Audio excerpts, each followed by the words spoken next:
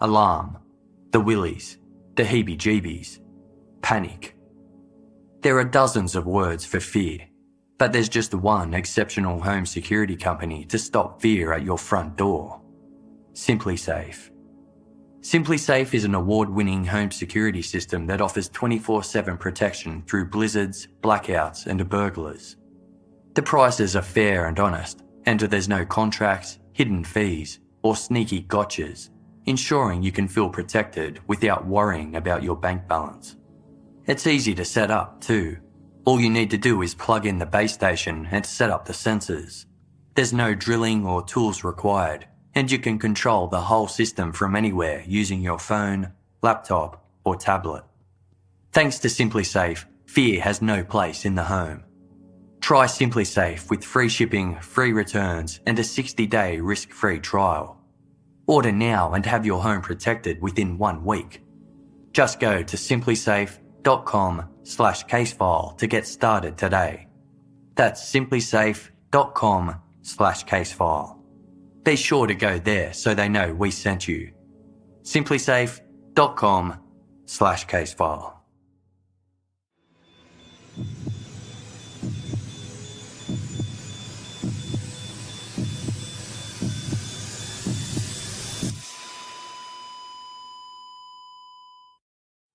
Our episodes deal with serious and often distressing incidents. If you feel at any time you need support, please contact your local crisis centre. For suggested phone numbers for confidential support, please see the show notes for this episode on your app or on our website.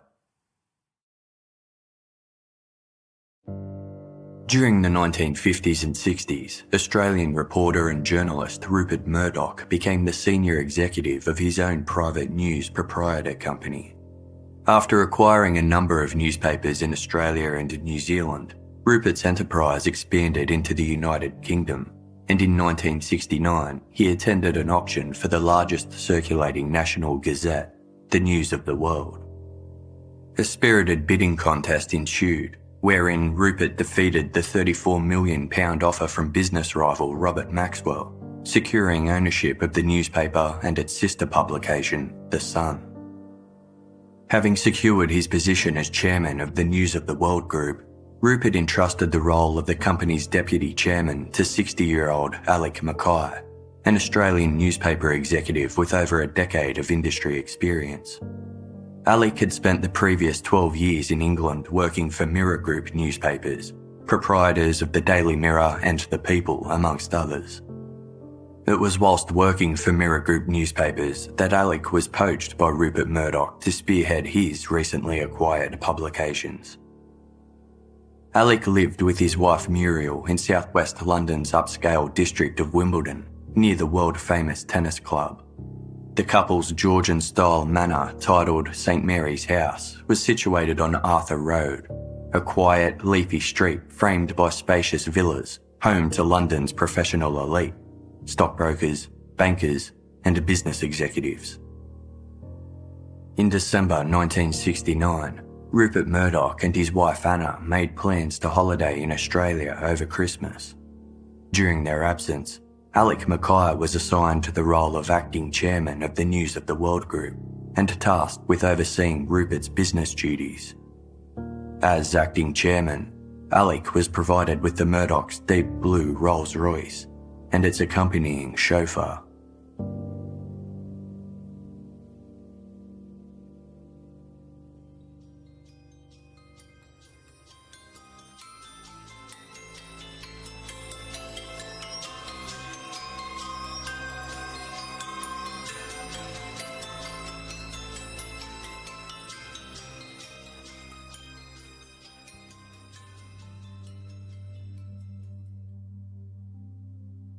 On December 19, 1969, Rupert and Anna Murdoch departed for their Australian getaway.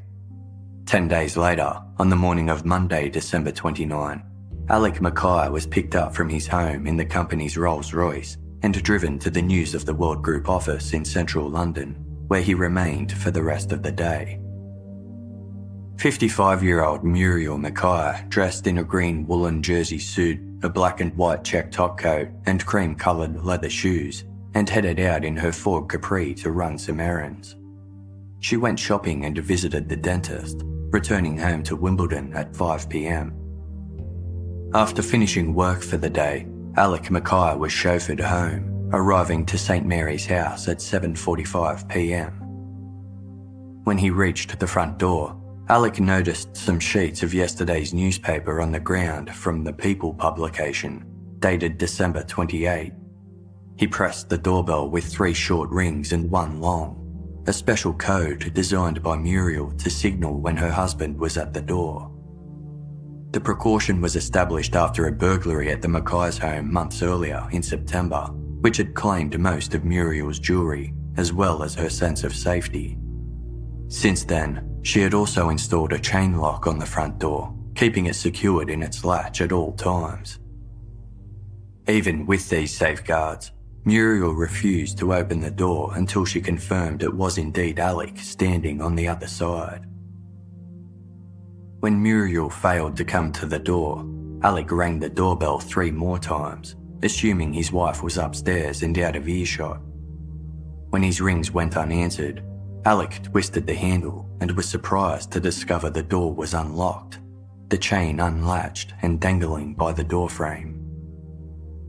He entered the house, noticing the lights were on inside, but his calls for Muriel were met with silence. Further within the entrance hallway, a large chair had been pulled away from a wall and now stood in the centre of the corridor. Muriel's handbag lay open on the floor, its contents scattered about, along with more sheets of the People newspaper dated December 28. A 2.5-inch strip of elastoplast tape was twisted over on itself on a table, while a large quantity of baling twine was tangled in a messy bundle on a chair. The hallway telephone had been ripped away from the wall and was overturned on the floor. Alec's eyes were then drawn to a foreign object resting on the nearby writing desk. The machete-like cutting tool consisted of a long, curved blade and was known as a billhook, an instrument typically used in agriculture. Alec was certain his property had once again fallen prey to burglars, but it wasn't until he came across Muriel's pet dachshund that he sensed something far more sinister had taken place. The small dog was resting on the living room floor in front of the large open fireplace. A crackling log fire blazed within. Muriel had previously lost 2 dogs in a fire, and as a consequence, always made sure that a protective screen was covering the fireplace whenever it was in use. On this occasion, the screen was not up, and Alec knew his wife would never leave the house without ensuring it was in place. Upon further inspection, he also noticed the television was on.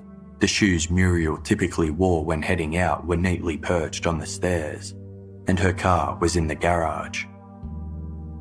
Fearing the intruder may still be in the house and Muriel might be hiding somewhere to protect herself, Alec armed himself with the billhook and rushed upstairs to check the 6 bedrooms and 2 bathrooms, all the while calling out for his wife. When he found each room empty, Alec checked the garage and the garden, but to no avail. Muriel was gone. Alec hurried to a neighbour's house to raise the alarm, and the police arrived to St Mary's house some 10 minutes later. They immediately noticed signs that someone outside had applied bodily pressure to the chained front door and forced their way in, an act which police determined only required light pushing. The disarranged state of the entrance hallway, coupled with the presence of the adhesive tape, baling twine and billhook, none of which belonged to the McKays, painted a grim picture.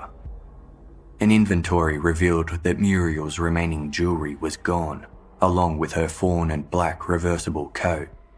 Yet, robbery seemed to be the perpetrator's secondary motive.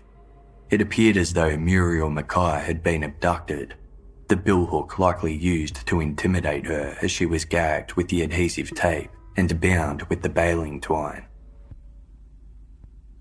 Alec described his wife as medium build, 5 foot 9 inches tall, with brown hair. He informed police that Muriel was her usual bright self that morning, and had also prepared their dinner, as though she was awaiting his arrival home.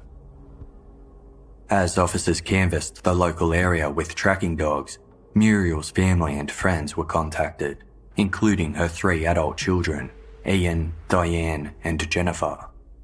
No one could offer the names of anyone who might target the kind and gentle grandmother, who was clearly beloved by those who knew her.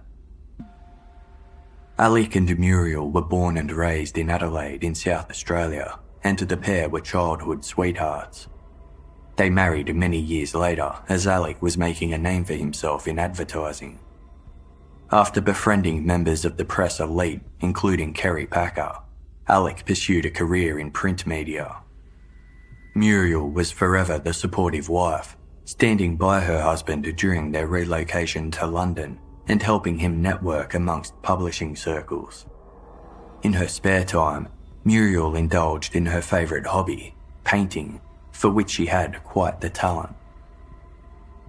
Desperate to raise awareness of his wife's disappearance, Alec McKay sought help from his colleagues and friends in the press. He called the editor of News of the World Group newspaper, The Sun, prompting throngs of journalists to descend on Arthur Road. Their presence frustrated police, who found the meddling media to be a distraction and liability. 5 hours had passed since Muriel McKay was reported missing, and the McKay property was still trawling with police officers, members of the press, and concerned friends and relatives. The house phone had since been restored and reconnected, when at 1:15 a.m. it suddenly rang. The McKay's son-in-law David answered as an unknown male voice asked, "Is that the home of Mr. McKay?" To which David responded, "Who wants him?" The caller explained, "Tell Mr. McKay it is the M3, the Mafia." David handed the receiver to Alec as the caller went on. "This is the Mafia Group 3. We are from America. Mafia M3. We have your wife. You will need £1 million by Wednesday. You had better get it. You have friends. Get it from them. Have £1 million by Wednesday night, or we will kill her."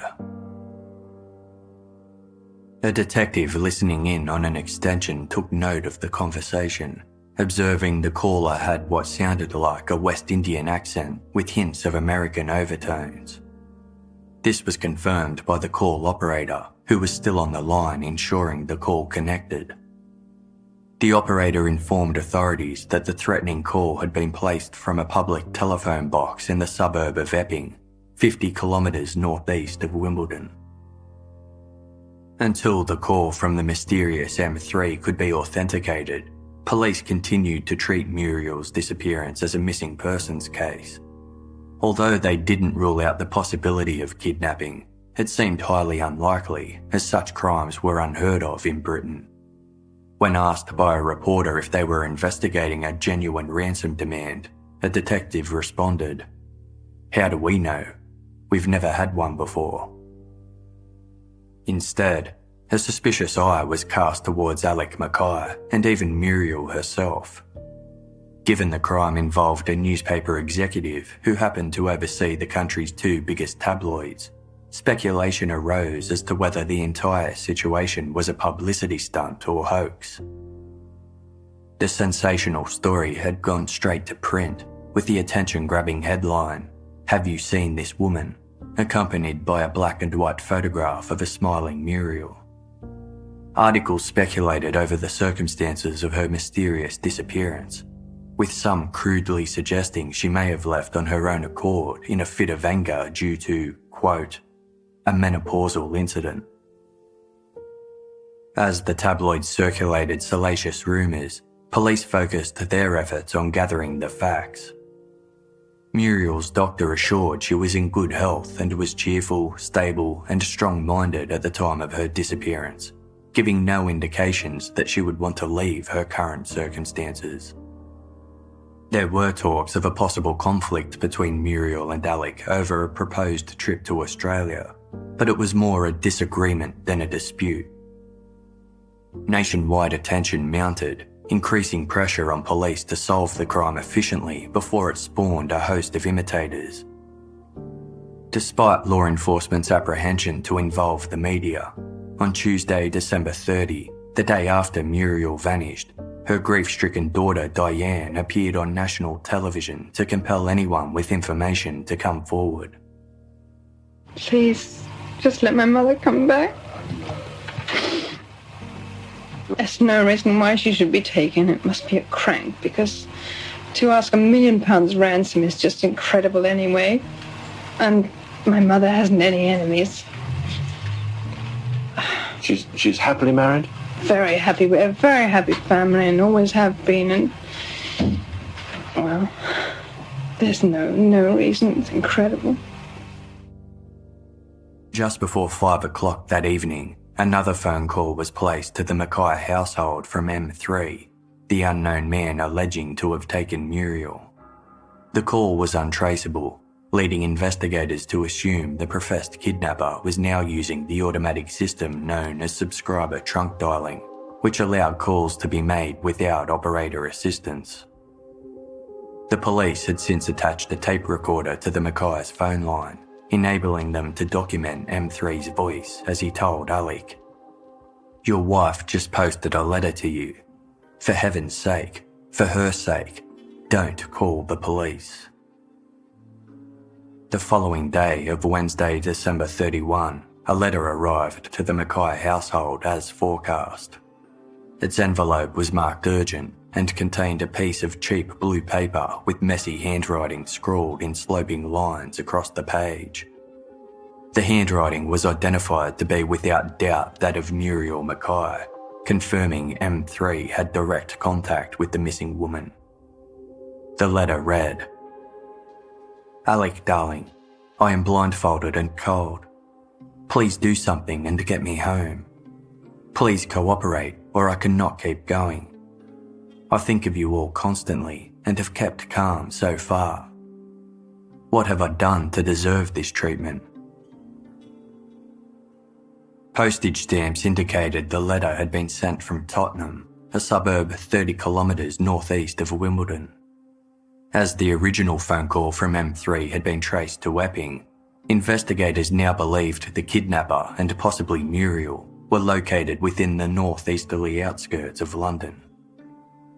Upon the receival of Muriel's letter, police officially shifted their missing persons search into a kidnapping for ransom investigation. As cities across the world celebrated the new year, Muriel McKay's family sat anxiously by the phone awaiting further instructions from M3. Overwhelmed by the uncertain fate of his wife, Alec McKay was sedated to allow him some much-needed rest. Shortly before 7:45 p.m. on New Year's Eve, the mysterious caller rang once again, this time asking to speak to Muriel's daughter, Diane. He told her, "Try and remember the M3. I wanted to speak to your daddy. He's not well. Where is your mother? Do you have any idea? You've gone too far. It has gone too far now." M3 abruptly ended this call, only to ring again a few minutes later, demanding to speak to Diane once more. This time he told her, "They've got to get $1 million in tenors and fivers." Muriel's son Ian took the receiver from his sister and asked how they were expected to raise such a large sum of money in such a short amount of time. The caller responded, "That's your business, not mine." While police aimed to keep the letter from Muriel classified, its contents were soon leaked to the press, resulting in a bombardment of hoax calls and mail from opportunists hoping to cash in on the McKay family's desperate situation. Audio recordings of the kidnapper's voice and the fact he used the alias M3 helped investigators filter out some of the false leads. Undercover police officers and criminal informants were told to listen out for whispers about the identity or history of the enigmatic group Mafia 3, while anonymous tips sent investigators all over the city. One claimed Muriel was in a tunnel underneath a church near the McKay home, but when police arrived to the location, they discovered the passage had been sealed up years ago. Another call came through from a woman who ominously said the words Grey Hillman before hanging up. A Hillman is a small British car, and unsubstantiated media reports boldly claimed this call was from Muriel herself, attempting to provide police with a clue. Hundreds of statements were collected from members of the public, including one from a Wimbledon local who recalled seeing a dark-coloured Volvo saloon-style car with 2 male occupants slowly cruising the Arthur Road area at 4:40 p.m. on the day Muriel went missing.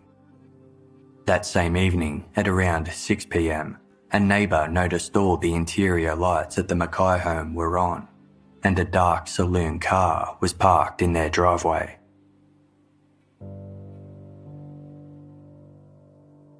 As the McKays waited desperately for further contact from Muriel's kidnapper, a family friend reached out to controversial Dutch clairvoyant Gerard Crozet, who had developed a reputation for helping police trace missing persons.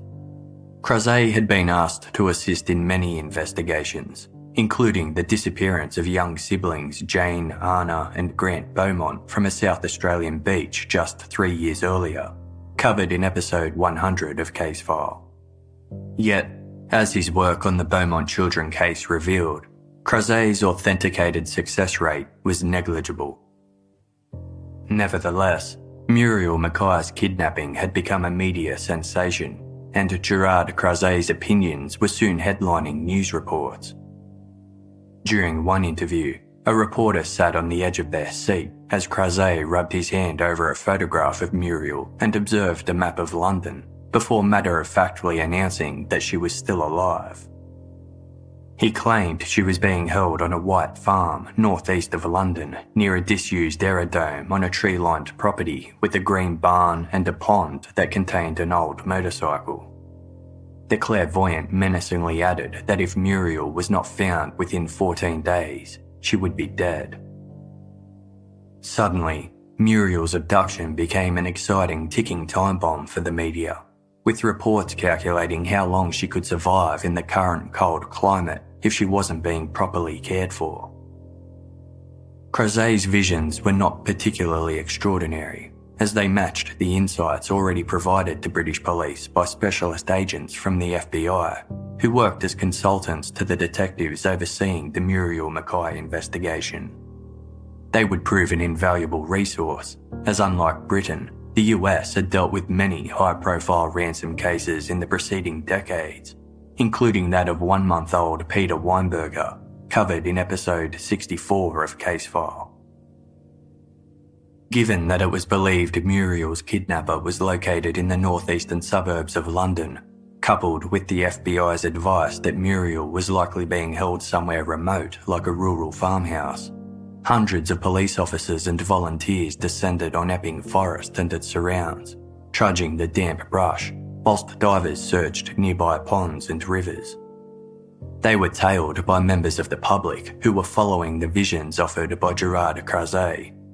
Yet, the only area of interest found was an abandoned farm, which was investigated and promptly ruled out. Crozet's intervention became a source of contention for investigators, with one detective remarking, "Because of Crozet, we wasted thousands of man-hours, not through following up his ideas, but because of all the imitators." Meanwhile, Alec McKay agreed to be formally interviewed for television news, during which he described coming home on the evening of December 29 to find his house in disarray and his wife missing. He addressed speculation that Muriel had left on her own accord, stating, "Now, I think no man in the world would say that his wife wouldn't leave him. I really believe that she wouldn't leave me." He concluded the interview by remarking, "Well, I've spent a considerable time under sedation, but as this has been lessened off a bit, of course, I am terribly worried. I am frantic that I can get my wife back again. What can I do?" I'm only asking the cooperation of everybody who may be watching, who may be listening, who may be reading, to please help us to get her back again. It's merely a question that I'm sitting waiting by the telephone, is it? Yes, and it's a very long wait. Alec's emotional appeal proved futile in re-establishing contact with M3, prompting detectives to employ more cunning tactics. They asked the McKay family doctor to front the press with a fabricated story that Muriel suffered a medical condition that required treatment with 3 injections per month. The doctor went along with the lie, telling a crowd of reporters that Muriel's well-being was in very serious danger, and expressed false urgency about her need for medication. Despite these efforts, Muriel's kidnapper remained silent. The next appeal came from Muriel's 3 children. Ian, Jennifer and Diane fronted the news cameras together as Ian read a statement on behalf of their father. The statement from Mr. McKay says, "Would you please inform me what I have to do to get my wife back? What do you want from me? I'm willing to do anything within reason to get my wife back. Please give me your instructions and what guarantee I have that she will be safely returned to me. I have had so many persons communicate with me that I must be certain that I'm dealing with the right person." The hysteria arising from Britain's first high-profile kidnapping for ransom generated a myriad of false sightings, irrelevant tips, prank calls, and phony demands. One fraudster demanding a ransom met with undercover police in an East London Underground train station and was later jailed for 3 years for the deception. 8 days after the last call from M3, the News of the World editor Stafford Summerfield received a letter from the kidnapper marked urgent and personal. In handwritten capital letters on white-lined paper torn from an exercise book, M3 complained he was unable to contact Alec McKay as the phone line was busy. He stated he would only provide instructions on how to secure Muriel's release once the police were sent away. The kidnapper suggested the £1 million ransom be handed over in 2 instalments of $500,000 each, adding, "If he cooperates, he shall see his wife. If he don't cooperate, his wife will be disposed of." The letter ended with, "He has not paid off for St. Mary's house, and she said he hasn't the money, but he can borrow from friends he knows." 4 days of silence followed, ending on Wednesday, January 14, when Stafford Summerfield received a phone call from M3, reiterating his demands and ordering the newspaper editor to tell Mr. McKay that he would prove that Muriel was still alive. Later that day, M3 rang the McKay household and provided the family with what he deemed to be proof that Muriel was still alive, detailing the fact she was wearing her fawn and black coat. The McKays were unconvinced this information proved anything, so M3 said Muriel would write them another letter. The next call to the McKay residence came 5 days later on Monday, January 19. Shortly before 3 p.m, Alec McKay answered the phone and was greeted by M3, who said, "Hello, Alec. We contacted you last week concerning Muriel." A 35-minute conversation followed, the longest from Muriel's kidnapper to date, wherein he claimed to have infiltrated the UK's Criminal Investigation Department to ensure the case would never be solved. Alec pressed for proof that his wife was still alive, suggesting that in her next letter Muriel should write out the full names of their children or provide details of the Christmas present she had recently received. M3 disregarded this request, reassuring Alec that Muriel was alive and he would be able to speak to her as soon as the first delivery of ransom money was made. He stated, "You are to be blamed for going to the police. We are looking for a place where you should meet us to bring the money." Anguished, Alec responded, "Look, bring a gun here and shoot me rather than ask unreasonable demands. Nobody's got £1 million. I can't give you what I haven't got. When asked what he did to deserve this, Alec was told, "I don't know, but your wife is such a nice person."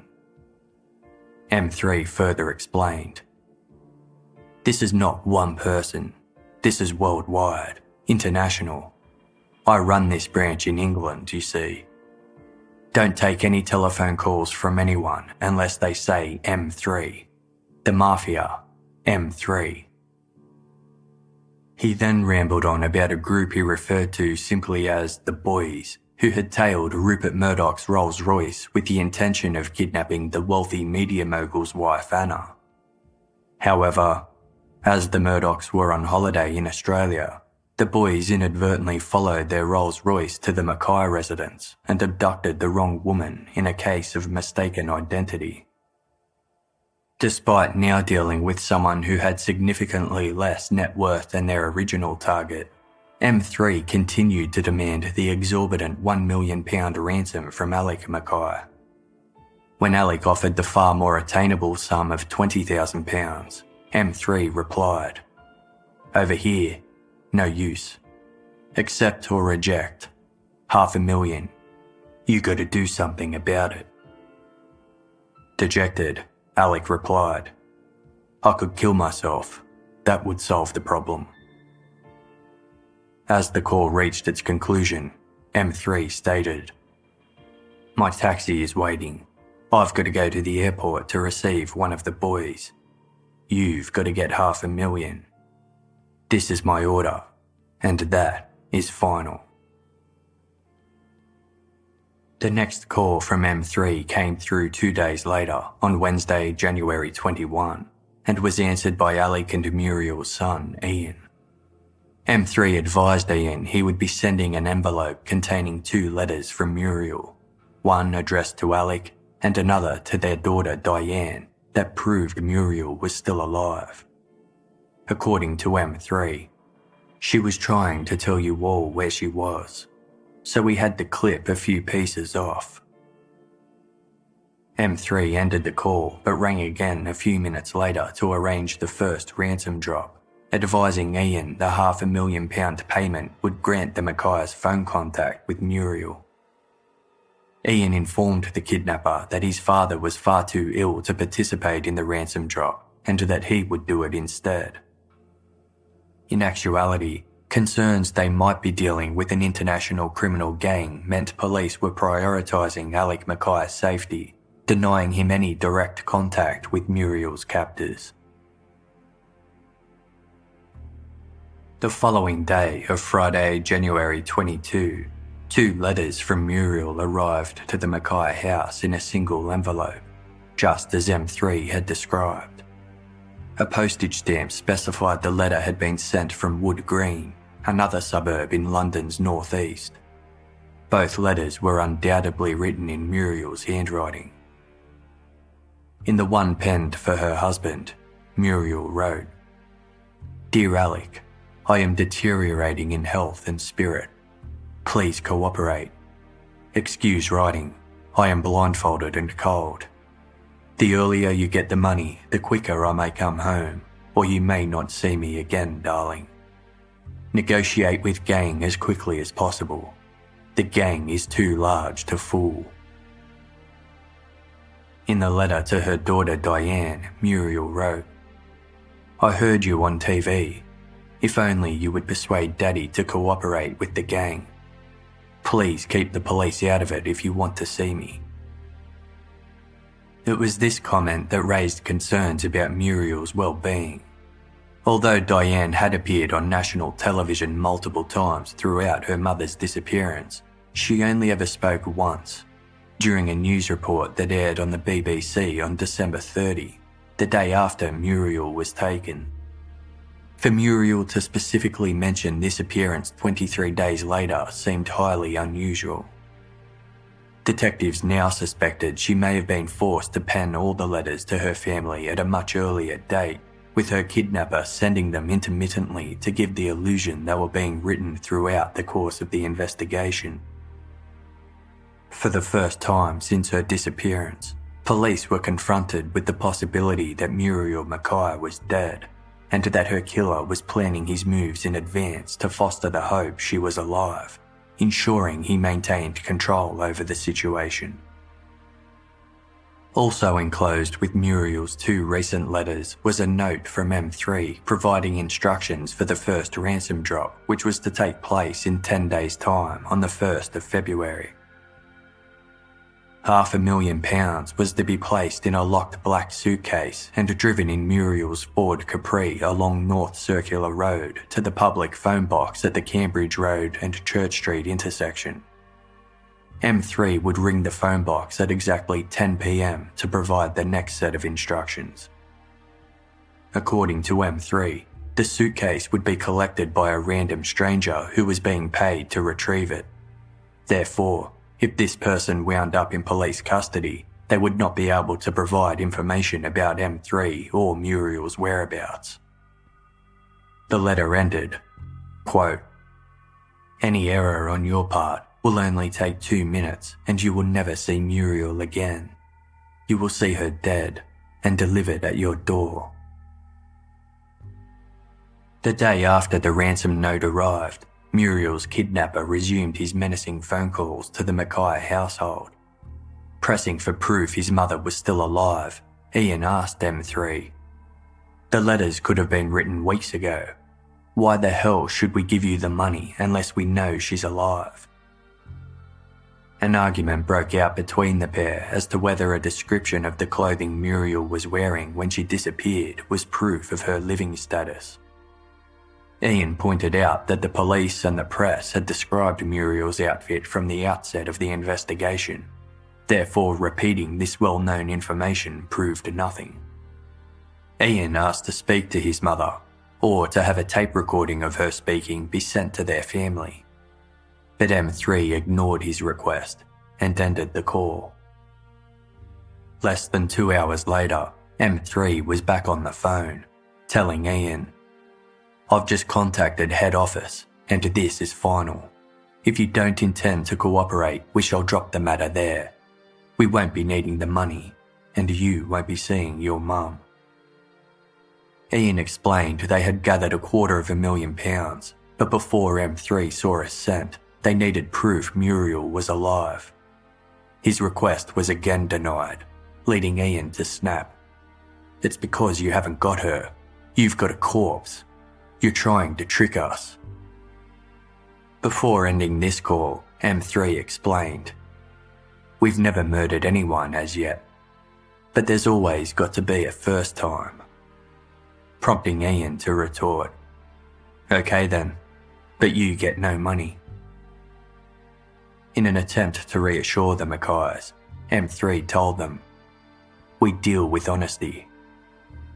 15 minutes later, M3 called again, telling Ian, "Your mum said she has been a good wife to your dad and a good mother to her children. She asked why have they forsaken her. If you want your mum, follow instructions." Exasperated, Ian requested the kidnapper purchase a copy of that night's Evening Standard newspaper and have Muriel write out the headlines to prove without doubt that she was indeed alive. 3 days later, on Monday, January 26, an envelope addressed to Alec McKay arrived to St Mary's house. Its postage stamp confirmed it too was sent from Wood Green. Inside, there were 2 handwritten letters from Muriel, but neither contained the list of newspaper headlines requested by Ian. Instead, the first letter read, "Alec, darling, if I could only be home. I can't believe this thing has happened to me. Tonight I thought I'd see you, but it seems hopeless. That is all I can say at the moment. You betrayed me by going to police, not cooperating with M3 gang. Love, Muriel." The second letter was shorter, stating, "Darling Alec, you don't seem to be helping me. Again, I beg of you to cooperate with the M3 gang." The bottom section of this page had been removed, likely done by M3, who had previously claimed to cut out any section of Muriel's letters that could reveal her whereabouts. Her unfinished final message read, "You understand that when The envelope also contained another note from Muriel's kidnapper, which read, "I am sending you final letter for your wife's reprieve. She will be executed on February 2nd, 1970, unless you keep our business date on February 1st without any error. We demand the full £1,000,000 in 2 occasions. When you deliver the first $500,000, your wife's life will be saved, and I personally shall allow her to speak to you on the telephone. This is our 4th blackmail. We have absorbed £3.5 million. We did not murder anyone because they were wise to pay up and their family were returned to them. You do the same, and she will return safely. Looking forward to settling our business on the 1st of February at 10 p.m. as stated on last letter, in a very discreet and honest way. You and your children will be happy to join Muriel McKay, and our organisation also will be happy to continue our job elsewhere. That is why we won't accept Ian telling us what to do. We give the order, and you must obey." Also enclosed within the envelope were 3 small squares of material: green woolen fabric, fawn and black reversible fabric, and cream-coloured leather, all neatly cut from the clothing Muriel was wearing the day she vanished.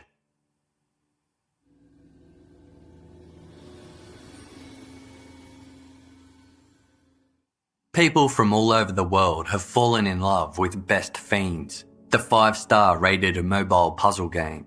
Discover the world of Minutia and its cute, courageous inhabitants in this fiendishly fun, free-to-download puzzle adventure.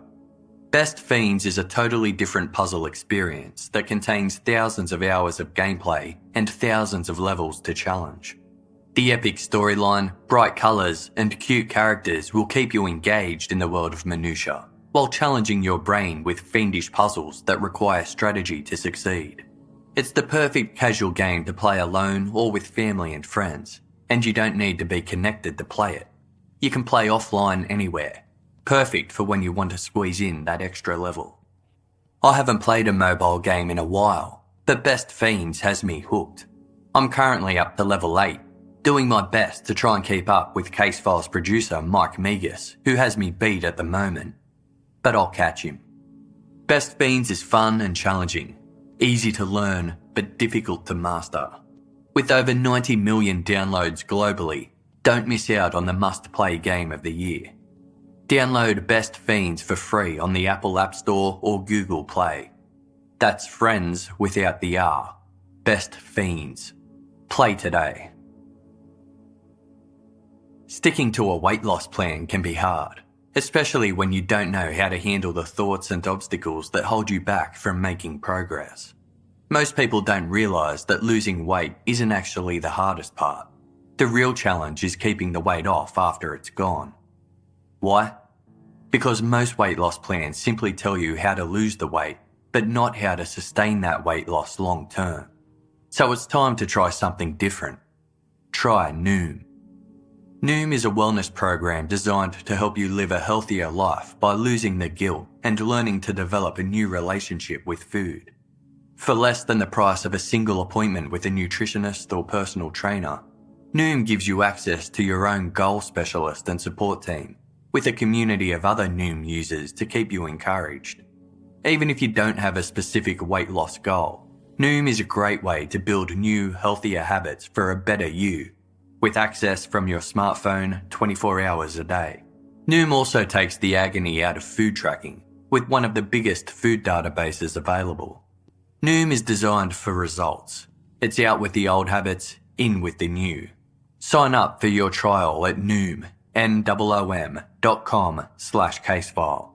Visit noom.com/casefile to start your trial today. Again, that's noom.com/casefile. Start losing weight for good.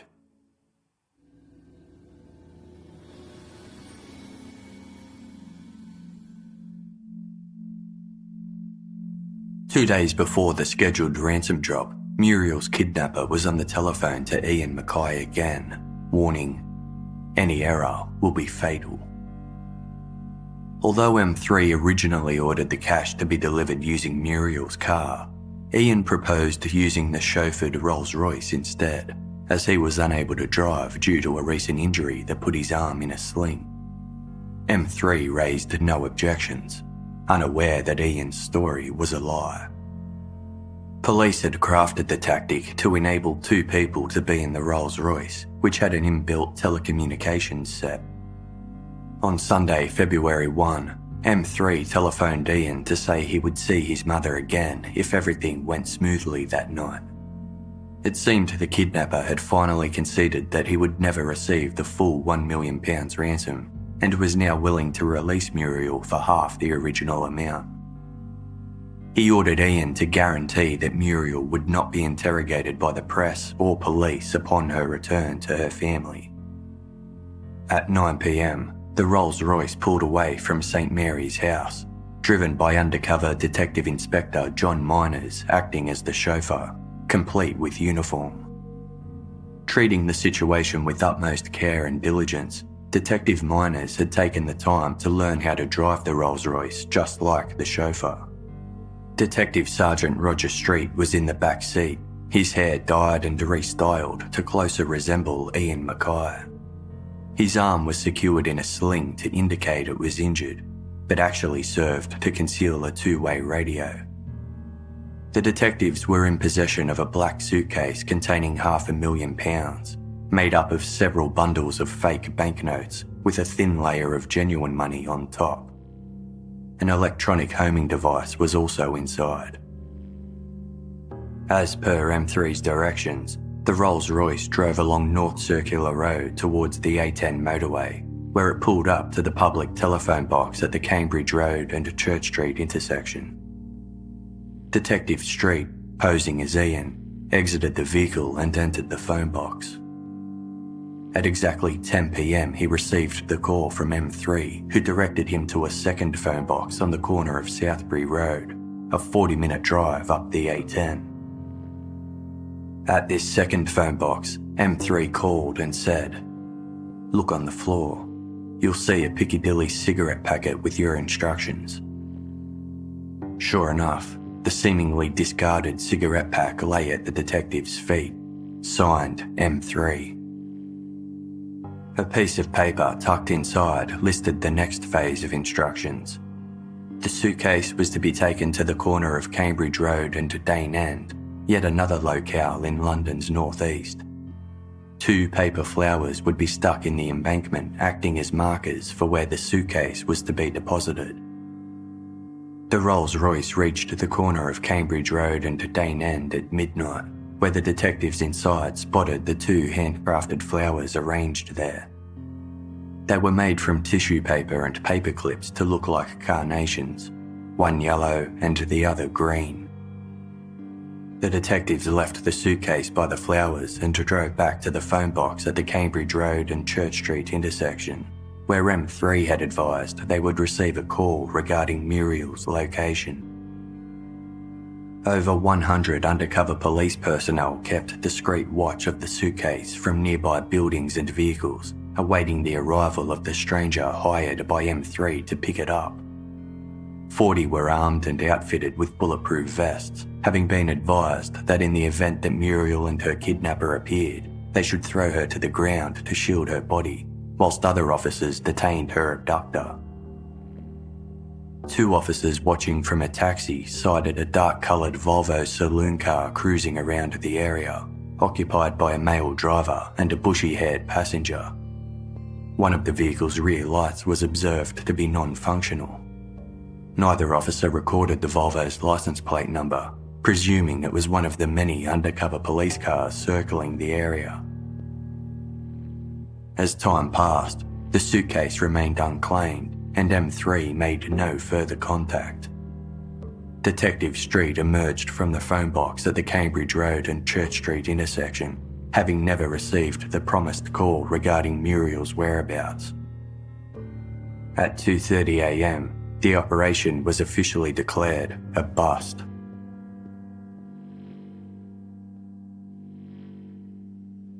2 days after the failed ransom drop, M3 called the McKay house and spoke with Ian, explaining why the suitcase went unclaimed. "You know why I didn't even touch the suitcase? My boss, the head boy, was there. All the boys were there. We saw cars parked all round there. Did you know they were all police?" He went on to mention he was now going to attend a meeting with the mafia bosses to set a time for Muriel's execution, saying, "This organisation's got money. I'm going to this meeting of the semi-intellectuals to plead for your mum. I'm fond of her, your mum, because she reminds me of my mum." M3 called again 2 hours later, appearing to have had a change of heart. He was now open to the possibility of attempting another ransom drop, but this time the boys were insisting the delivery be made by Alec McKay and his daughter Diane. The group suspected Ian was responsible for the police presence at the failed drop days earlier and no longer trusted him. On Thursday, February 5, the day after his wife's 56th birthday, Alec McKay spoke with M3 as they discussed plans for the upcoming ransom drop. On the following day, the money was to be split between 2 white suitcases, with the father and daughter instructed to carry one each. Alec was directed to drive the Rolls-Royce to a public telephone box on Church Street in the North London district of Tottenham at 4 p.m. and await further instructions. The next day, Friday, February 6, Detective Inspector John Miners, made up to look like Alec McKay, and a female police officer disguised as Diane, set off to Tottenham in the Rolls-Royce. They reached the Church Street phone box as directed, where at 4 p.m, M3 rang and ordered the pair to head to a second phone box in London's East End district of Bethnal Green, a near 10-kilometre trip south. At Bethnal Green, M3 called again, instructing the duo to take the London Underground transit system to Epping, where they were told to head to another specified phone box. The undercover officers boarded the train, each carrying a white suitcase containing the phony ransom money. They shared their compartment with several plainclothes police officers, cautiously observing their movements.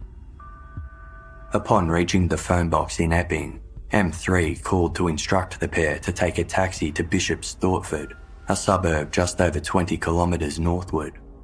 From there, they were to head to Gates Garage, a petrol station and a mechanic situated on a used car lot. Parked in the forecourt was a minivan with the licence plate number UMH 587F. M3 ordered the suitcases be left beside the minivan. Warning: we deal with high-powered telescopic-sighted rifles. Anyone illegal that attempts to interfere with the cases, we shall just let them have it. By the time the taxi arrived to Gates Garage, night had fallen and the area was teeming with hidden police officers. They were peering out from inside parked cars and cowering behind surrounding fences.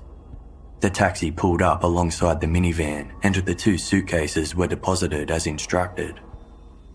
Detective Miners and his female colleague then returned to the phone box in Epping to await the next call from M3 regarding Muriel's whereabouts. 5 minutes after the delivery, officers overseeing Gates Garage spotted a dark blue Volvo saloon car with a broken tail light driving slowly past the minivan. Its male driver was observed looking out towards the suitcases before driving off. At 9:35 p.m, the Volvo reappeared and circled around the lot twice, driving by the suitcases each time. In the second instance, the vehicle almost slowed down to a halt, but a car travelling behind bipped its horn, forcing the Volvo to speed up and drive onward in the direction of Bishop Stortford's town centre. Over an hour later, at 10:47 p.m, the Volvo returned to the area with the driver now accompanied by a male passenger. Darkness prevented officers from identifying the vehicle's occupants, but it was observed that the passenger had dark-coloured bushy hair and a moustache. Yet again, The Volvo slowly drove around the area before departing, leaving the cases behind. Less than 10 minutes later, at 11 p.m, two well-meaning members of the public noticed the abandoned suitcases and called the police to report the suspicious items. Local police officers arrived at the scene, completely oblivious that a high-stakes ransom drop was underway. Undercover detectives watched on as the officers collected the cases and left, inadvertently thwarting their operation and forcing them to abandon it at 11:40 p.m. However, not all was lost. What seemed like yet another failure to secure Muriel's release actually provided detectives with a much-needed major breakthrough. The dark blue Volvo saloon car had now been spotted at both ransom drop attempts. A vehicle matching its description was also sighted by witnesses on the night of Muriel's abduction, initially cruising around Arthur Street and later parked in the driveway of St. Mary's house around the time Muriel was abducted. Although its significance was unintentionally overlooked during the first ransom drop, when the vehicle reappeared at Gates Garage, officers recorded its license plate number, XGO 994G. On the morning of February 7, 1970, 40 days into the search for Muriel McKay, a police convoy travelled down the long, muddy drive of Rook's farm, a ranch in the village of Stocking Pelham, approximately 50 kilometres northeast of London, the general area M3 was known to operate from. The remote farmland contained 14 acres of pasture surrounding a two-storey home, its white facade run down and dated. Parked out front was a dark blue Volvo saloon car with a broken taillight and the license plate number XGO 994G. The Volvo was registered to the wife of the farm's owner, 34-year-old Arthur Hussein, one of 7 Hussein sons born in the Caribbean country of Trinidad. After emigrating to London in 1955, he worked as a ledger clerk until he was called upon for national service in 1960. Having little interest in the army and regularly absconding, Arthur's service ended in a 6-month stint in military prison prior to being discharged for desertion. One officer held the opinion that Arthur Hussein was, quote, immeasurably the worst soldier it has been my misfortune to have under me. In the following years, Arthur married a hairdresser 10 years his senior whom he met during his military service, and the pair started a family. He then followed in his father's footsteps to become a tailor, running his own business from a shopfront in Hackney. Arthur established a positive reputation for his craftsmanship and earned a decent wage of £150 a week. Arthur's prosperity fostered a desire to abandon his tailoring business and live the life of a wealthy country gentleman, so he took out a mortgage and purchased the dilapidated Rook's farm in 1967. In an attempt to portray himself worthy of his esteemed community, Arthur squandered his earnings on lavish expenses, ensuring the Hussein family were in constant financial struggle. To pay the bills and support his lifestyle, Arthur continued his tailoring work from home while raising livestock for slaughter. Despite his hardships, Arthur boasted about money and expressed his dream to become a millionaire. His unfound arrogance and vanity soon irritating his acquaintances, who mockingly referred to him as King Hussein. In August 1969, the youngest Hussein brother, 21-year-old Nizamuddin, moved to Rook's farm to help look after the livestock whilst Arthur's wife and children visited extended family in Germany. Despite their relation, Arthur and Nizamuddin didn't look much like siblings. The smaller of the two, Arthur was plump with large round facial features, bushy black hair and a thick moustache. Nizamuddin was tall and lean, with soft narrow facial features and a wad of dark hair neatly combed across his forehead. The differences between the pair extended beyond their physical appearances. Nizamuddin lacked the bravado of his older brother and was far more introverted and emotional. When the search for Muriel McKay led police to Rook's farm, they identified Nizamuddin as the driver and Arthur as the passenger of the Volvo witnessed at the two ransom drop sites. The brothers were presented with a search warrant relating to the jewellery stolen from Muriel's home on the night of her abduction, although finding these items were the least of the investigators' priorities. When shown the warrant, Arthur Hussain stated, "I don't know nothing. I earn £150 a week. I'm a wealthy man. I don't deal in stolen property. You can look where you like." A thorough search of Rook's farm commenced. Officers inspected the entire property, from the shed where two fierce guard dogs were kept, to the barns that accommodated the livestock, to the outbuilding that was used as a slaughterhouse. Inside the farmhouse, officers found a rundown residence full of worn furniture, including couches, a curved bar with a couple of stools, a radiogram and a television set, while several upstairs bedrooms were sparsely furnished. A washing machine had recently burst, flooding the kitchen and living space. Police summoned an architect and builder to examine the property for any secret compartments or rooms, though efforts to locate Muriel were futile.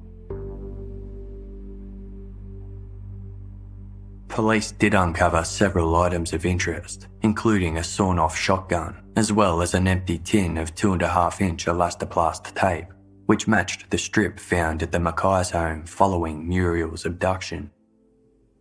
A total of 6 handcrafted paper flowers were discovered throughout the farmhouse, identical to those used as markers during the first ransom drop attempt. An empty Piccadilly brand cigarette packet was also found, the same type left in the public phone box by M3 that contained the instructions that led detectives to the flowers. The cigarette packet used in the ransom drop bore Arthur Hussain's thumbprint, and the instructions inside were examined by a handwriting expert who determined the writing resembled Arthur's penmanship.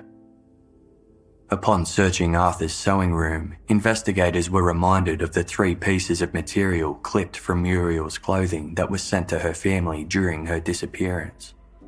Each piece of fabric had been cut in neat squares, just like fabric samples a tailor would provide. A piece of paper found in the left pocket of a pair of Nizamuddin Hussain's trousers noted the license plate number of the minivan parked near Gates' garage. The minivan was used as a marker during the second ransom drop attempt. Detectives also found a cardboard box in Nizamuddin's bedroom that contained an exercise book with several pages missing. The letters received from M3 were slid into the book, and their ripped edges paired with the torn remains inside. The surface of the box also had indentations of the words "off" and "St. Mary's," which matched writing on the ransom note from M3 that read, "He has not paid off for St. Mary's house, and she said he hasn't the money, but he can borrow from friends he knows." A palm print on the note matched Arthur Hussain, as did prints on a sheet of the People newspaper found at the McKay's house the night Muriel was taken. As the search of Rook's farm continued, investigators spoke with a local farmer named Leonard Smith, who recently helped the Hussains transport some furniture to their property following an auction. Leonard always kept a spare wheel and a billhook in his car, but he had to remove these items to unload the furniture. After making the delivery and returning home, Leonard realised he had accidentally left his wheel and a billhook at Rook's farm. The Hussains later returned the wheel, but not the billhook, and when shown the one retrieved from the McKay crime scene, Leonard responded, "That's my billhook. I defy anybody to say it's not." Despite the overwhelming evidence implicating the two Hussain brothers in the abduction plot, investigators failed to find anything to prove Muriel McKay was ever held at Rook's farm, or to explain what had become of her. Nevertheless, Arthur and Nizamuddin Hussain were placed under arrest and taken in separate police cars to Kingston Police Station, where they denied involvement in the crime. Both brothers gave alibis for the night of Muriel's disappearance, neither of which could be verified. When shown all the evidence that linked him to the crime, Arthur Hussain denied ever seeing the items and placed all the blame on his younger brother, even though his finger and palm prints were present on several key exhibits. He agreed to provide a handwriting sample, but an expert concluded that Arthur deliberately disguised his penmanship to appear different to M3's ransom notes.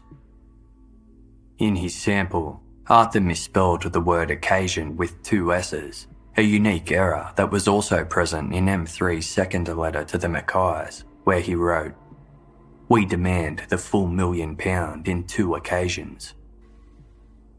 Police spoke to Arthur's wife Elsa, who revealed she had taken the children to Germany to visit extended family from December 13, 1969 to January 3, 1970, a trip her husband particularly encouraged.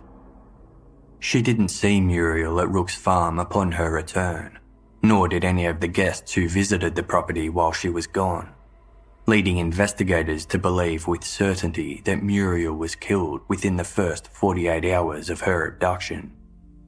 This validated the earlier theory that Muriel had been forced to write the letters to her family all at once, within the initial hours of her captivity.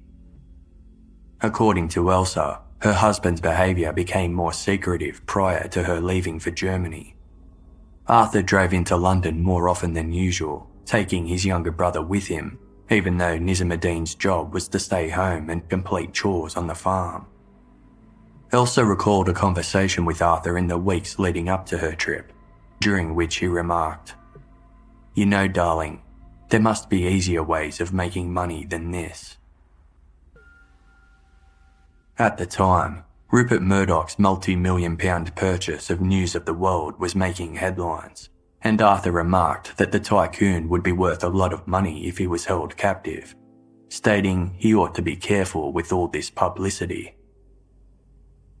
When Elsa returned from Germany, she found Rook's farm in shambles. Most notably, curtains had been torn off the railings in the master bedroom. She questioned if a fight had taken place in there, prompting Arthur to go berserk as he angrily denied the suggestion.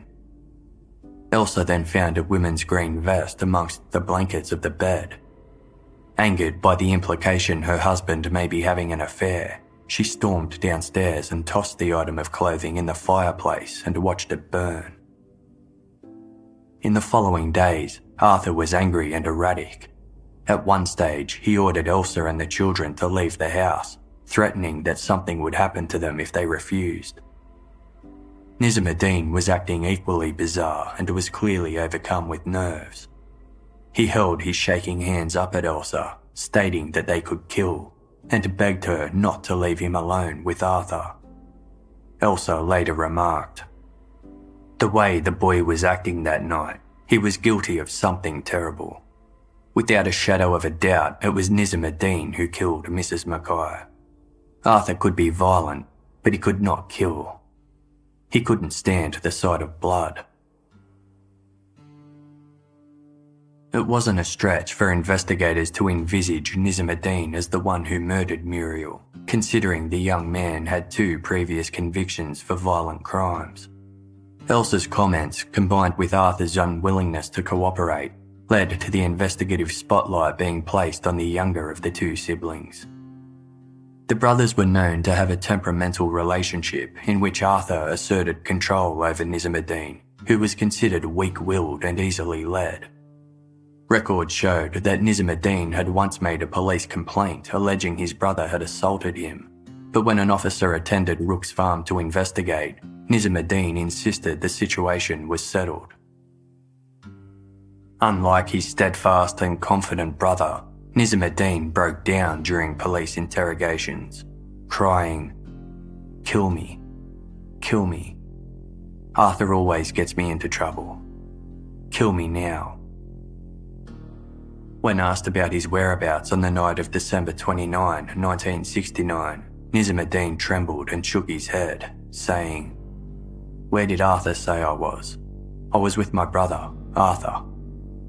When asked if he went to Wimbledon, Nizamuddin remained silent, prompting officers to question if something was wrong. He answered, "I want to die. Let me die. My brother Arthur will kill me. He beats me. I can't speak. I mustn't speak. Let me see Arthur."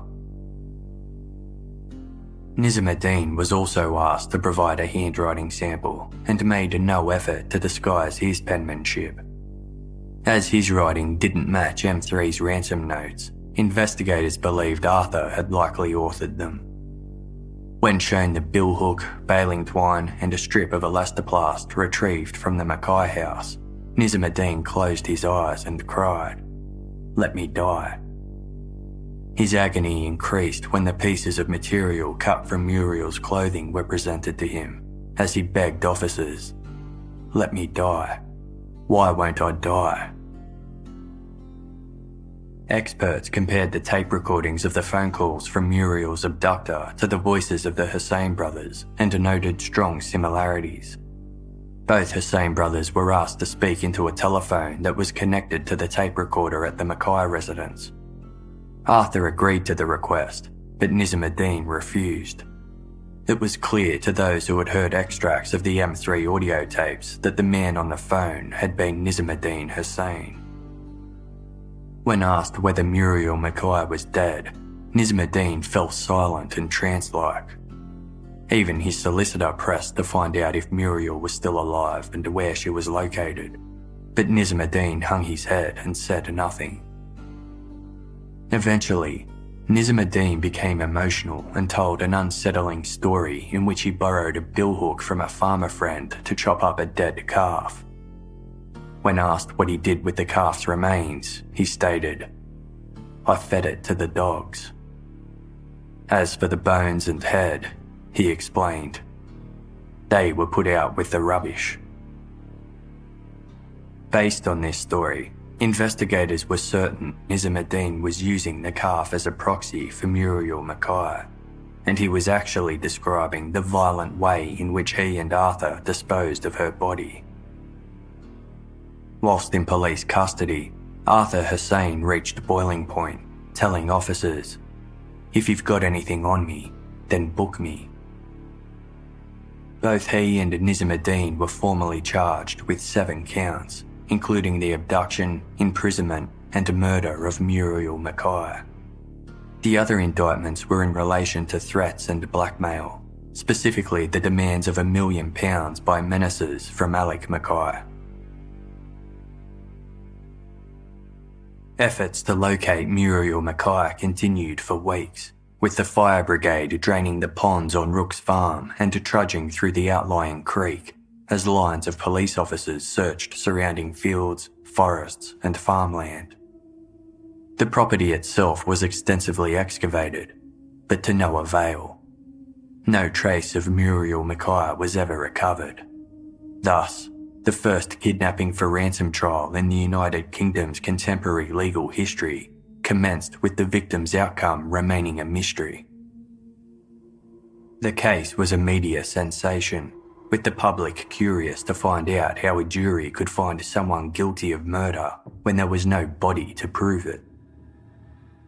Both Arthur and Nizamuddin Hussein pleaded not guilty and went to trial at London's Old Bailey Criminal Court on Monday, September 14, 1970.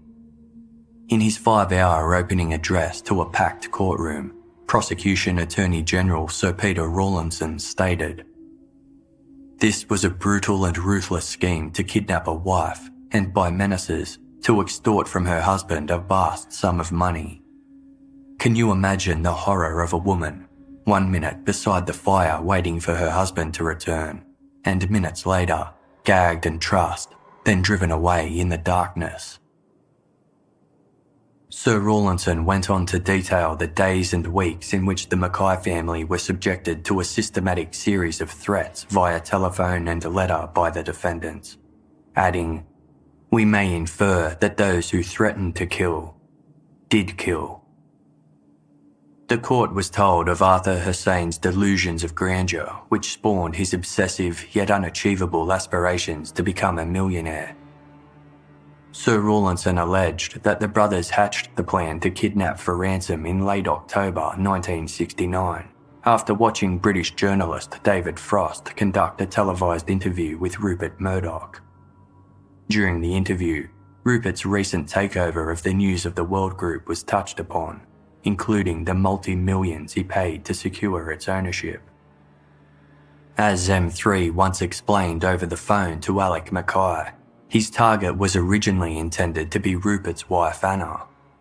The prosecution alleged that in late December 1969, the brothers tailed Rupert Murdoch's Rolls-Royce from the News of the World group office with the intention of locating his private residence. Sir Rawlinson, quote, "And if that is what they did, they must have traced the vehicle to St Mary's House, Arthur Road, Wimbledon. That was not the home of the News of the World Group chairman, Mr Rupert Murdoch, but the home of the acting chairman, Mr Alec McKay." Throughout the 40 days of Muriel's disappearance, her abductor had made 18 phone calls and penned 5 letters to the McKay family. The prosecution pointed out that from the moment police arrived to Rook's farm, there had been complete and utter silence from the otherwise talkative kidnapper. As soon as the Attorney General ended the opening address for the prosecution, Nizamuddin Hussein's defence attorney Douglas Draycott made a surprise announcement. He wished to make 7 voluntary admissions on behalf of his client. They began with a visit to the Greater London Council on December 19, 1969, where Nizamuddin unsuccessfully attempted to obtain Rupert Murdoch's home address. Then, on February 1, 1970, the date of the first ransom drop attempt, he placed 2 handcrafted paper flowers near the intersection of Dane End and Cambridge Road. On February 6, 1970, during the second ransom drop attempt, he drove the Volvo to Gates Garage at around 8 p.m. to look for 2 suitcases, waiting around for about an hour before sighting them on the pavement opposite the minivan. He then drove to a nearby pub in Bishop Stortford where his brother Arthur was drinking, arriving at about 10 p.m. Nizamuddin admitted he drove back to Gates Garage at 10:47 p.m, and he also admitted that the note found in his pants pocket featuring the minivan's license plate number was in his handwriting. Although none of the admissions openly implicated Arthur Hussein in Muriel's abduction or murder, the mere suggestion sent his defence counsel into immediate damage control. They explained to the court that although Nizamuddin was acknowledging some involvement in the crime, Arthur was not and would continue to profess his innocence of all charges. Regardless, Nizamuddin's revelations served as the beginning of a battle between the 2 defence teams to implicate the other brother. The ensuing conflict was advantageous to the prosecution, who argued that the brothers' attempts to blame each other proved the guilt lay with both. The defence's argument hinged on whether or not the Crown proved that Muriel's death was the result of murder. Arthur Hussein's defence attorney, Barry Hudson, stated, "Is she dead? If she is dead, where did she die? And above all, if she is dead, how did she die? Not a single piece of evidence, even flimsy, can be brought to this trial after a long and detailed investigation." Although the defence primarily relied on the fact that no evidence of Muriel McKay was recovered at Rook's farm, the prosecution narrowed in on the evidence that was found elsewhere that linked directly back to the Hussein's property. The billhook, the elastoplast tape, the torn sheets of notepaper, the cigarette packet, the handcrafted flowers, and the Volvo. On October 6, 1970, after 4 hours deliberation, the jury returned a verdict of guilty on all counts for both Arthur and Nizamuddin Hussein. Justice Sebag Shaw, quote, "The kidnapping and confinement of Mrs. McKay was cold-blooded and abominable, she was snatched from the security of her home, and so long as she remained alive, she was reduced to terrified distress. This crime will shock and revolt every right-minded person. The punishment must be such that law-abiding citizens may feel safe in their homes. Arthur Hussein was sentenced to life imprisonment for the murder of Muriel McKay, with an additional 25 years for her kidnapping. Throughout the trial, references were made to Nizamuddin's unsettling behaviour during police questioning, in which he expressed on multiple occasions a fear of Arthur and a desire to die. In response, the jury made a recommendation of leniency for Nizamuddin on the belief he was less a willing participant and more a reluctant accomplice in the crime, acting on the orders of his threatening older brother. Justice Shaw, quote, "I am not sure whether you were in any degree less culpable, but the jury's view is that you were under the influence of your brother, and I have to regard the possibility that this was so." As such, Nizamuddin Hussein was sentenced to life imprisonment for murder, but only given 15 years for kidnapping. Both brothers appealed based on their belief that the prosecution did not prove the crux of their case, that Muriel McKay was taken to Rook's farm where she was murdered, and that no other people may have been involved in the crime. On March 29, 1971, their applications were heard before the Court of Appeal, the presiding judges reminding the court that although no trace of Muriel was found at Rook's farm, there was plenty of other evidence implicating the brothers in her death. The appellate judges dismissed the applications and ruled the sentence given to each brother was correct as, quote, "No more terrible crime could be conjured up." Following the conviction of Arthur and Nizamuddin Hussein for the murder of Muriel McKay, her husband fronted the media and stated, "I wish to God I knew what happened to Muriel. All I want to know is where my wife has been buried so that I can go and place some flowers." In a desperate bid to obtain information about the whereabouts of his wife's remains to give her a proper burial, Alec McKay wrote letters to both Arthur and Nizamuddin, but received no response. John Lisners, author of The Rise and Fall of the Murdoch Empire, visited Nizamuddin during his incarceration at Winson Green Prison in Birmingham. John was escorted by Arthur's wife, Elsa, who sought the location of Muriel to pass the information on to the McKay family. During this meeting, Nizamuddin spoke of Muriel's abduction, explaining that in the early evening of December 29, 1969, he and Arthur got drunk at the Victoria Sporting Club in London before heading off to conduct the kidnapping. When asked how Muriel died, Nizamuddin trembled with emotion before stating that the prison governor had advised him not to reveal what they had done with Muriel's body. In November 1987, Arthur Hussein applied for parole as he approached his 20th year in prison. The parole board denied the application, deciding his case would be considered again in February 1993. In the intervening period, Arthur's health declined and he was transferred to Ashworth Hospital in Liverpool for an undisclosed illness. He remained hospitalised during February 93, missing the date of his second parole hearing. He reapplied for a review in September 94, but his request was denied by the Home Secretary. In 1996, Arthur filed a complaint to the European Court of Human Rights. He claimed the refusal to review his parole application was a breach of his rights, as he believed he had a high chance of being released as he had served enough time and presented no risk to society. The Human Rights Commission determined Arthur's complaint was manifestly ill-founded and ruled, quote, "The Commission unanimously declares the application inadmissible." Arthur Hussein died in prison in 2009. Unlike his older brother, after serving just 20 years of his life sentence, Nizamuddin Hussain was granted parole and deported to his home country of Trinidad, where he faded away into obscurity.